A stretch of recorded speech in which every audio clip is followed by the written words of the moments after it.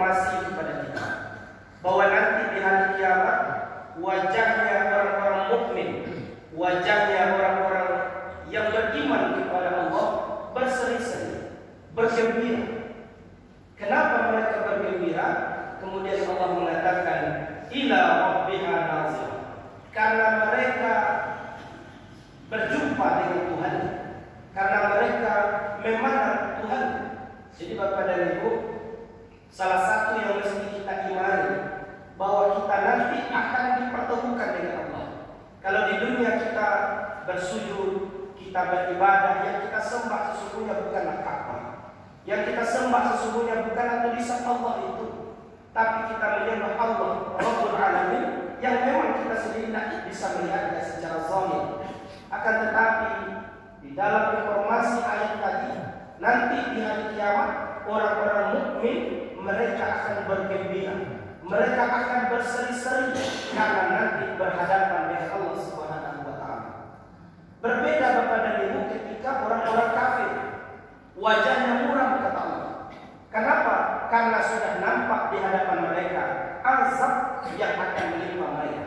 Maka itu Bapak dan Ibu kaum muslimin, dalam sebuah hadis pun Rasulullah SAW mengingatkan, sesungguhnya kata Nabi, kalian akan melihat Rabb kalian nanti di hari kiamat sebagaimana kalian melihat bulan purnama di dunia ini. Jadi kalau datang bulan purnama di tengah bulan, maka tentu Bapak dan Ibu kaum muslimin, kita dapat melihat dengan jelas betapa indahnya ciptaan Allah itu. Allah itu jamil, Allah itu thayyib.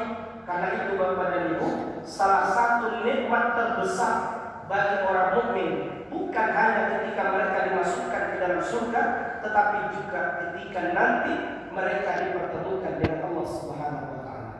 Maka Bapak dan Ibu, ada hal yang perlu kita perhatikan.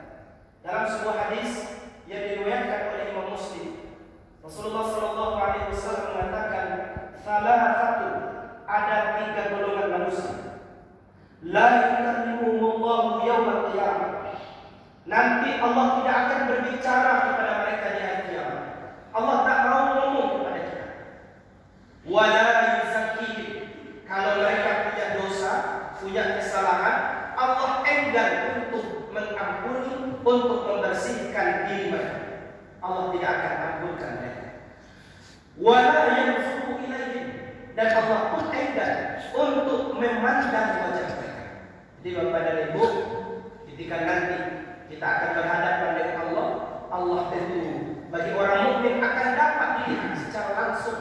Bagaikan kata Nabi, di dunia kita melihat bulan purnama, akan tetapi Allah enggan untuk melihat kepada orang-orang yang 3 kelompok ini.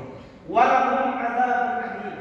Dan bagi mereka kata Allah, kata Nabi, ada azab yang sangat besar. Bapak Ibu, 3 kelompok ini tentu menjadi perhatian kita bersama. Jangan sampai kita tidak diajak bicara oleh Allah. Jangan sampai kita tidak diampuni oleh Allah Subhanahu wa taala. Jangan sampai kita tidak dipandang oleh Allah. Allah cuek kepada mereka. Dan jangan sampai pula Allah jadikan kita penghuni neraka yang kemudian diazab dengan azab yang sangat berat.